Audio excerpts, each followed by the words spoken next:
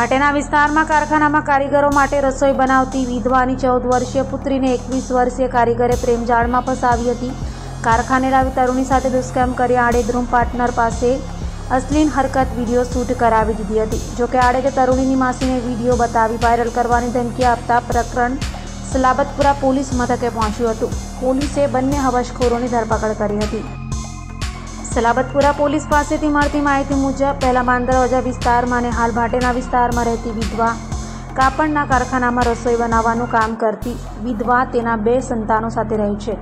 10 દિવસ પહેલાં તેની બહેન આવી હતી અને તેણે જે કહ્યું હતું તે સાંભળી ધબકારો ચૂકી ગઈ હતી। ભાટેના ઇન્ડસ્ટ્રીયલ વિસ્તારમાં આવેલા એક કારખાનામાં નોકરી કરતા 21 વર્ષીય જીતુ રાણા સાથે તેની 14 વર્ષીય સગીર પુત્રીનો અશ્લીલ વિડીયો ઉતારવામાં આવ્યો હતો। આ વિડીયો જીતુ રાણાના આડેદ રૂમ પાર્ટનર પપ્પુ ચૌધરીના મોબાઈલ ફોનમાં હોવાનું જણાવ્યું હતું। પપ્પુએ જ આ વિડીયો બનાવીને સગીરાના માસીને બતાવ્યો હતો। મામલો ગંભીર હોય આ યુવતીએ 14 વર્ષીય પુત્રીની પૂછપરછ કરી હતી। તરુણીએ જણાવ્યું હતું કે એકાદ વર્ષથી તેને જીતુ રાણાએ પ્રેમમાં ફસાવી હતી અને તેને રૂમમાં ઉપર લઈ જઈ બળાત્કાર કરતો હતો। પોતાની જાણ બહાર જીતુના કહેવાથી તેના રૂમ પાર્ટનરે અશ્લીલ વિડીયો મોબાઈલ ફોનમાં શૂટ કરી લીધો હતો।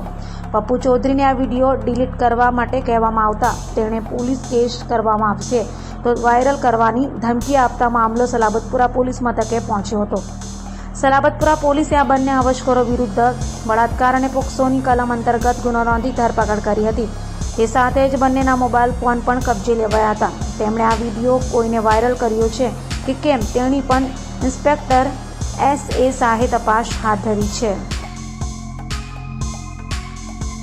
સલાબતપુરા પોલીસ સ્ટેશન વિસ્તારમાં એક બેને આવીને ફરિયાદ નોંધાવી હતી કે એમની દીકરી જે નાની દીકરી જે 14 વર્ષની છે એની સાથે એમના જ એક પરિચિત વ્યક્તિ એણે શારીરિક સંબંધ બાંધ્યો હતો અને દુષ્કર્મ આચર્યું હતું। જે બાબતને ધ્યાને લઈ અને પોલીસે એ બેનની ફરિયાદ લીધી હતી। આ ફરિયાદમાં IPC 376ની કલમો તથા પોક્સો એક્ટ હેઠળની કલમો હેઠળ આ ગુનો દાખલ કરવામાં આવ્યો છે। પોલીસે આરોપીની ધરપકડના અત્યારે તજવીજ શરૂ કરી દીધેલ છે। આ આરોપીની સાથે અન્ય એક વ્યક્તિ એ પણ એમાં સામેલ છે।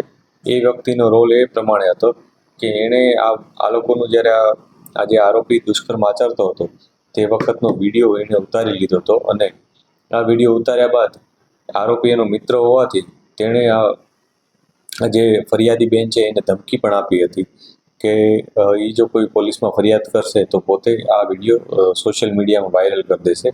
આ પ્રકારની એક ધમકી આપી હતી।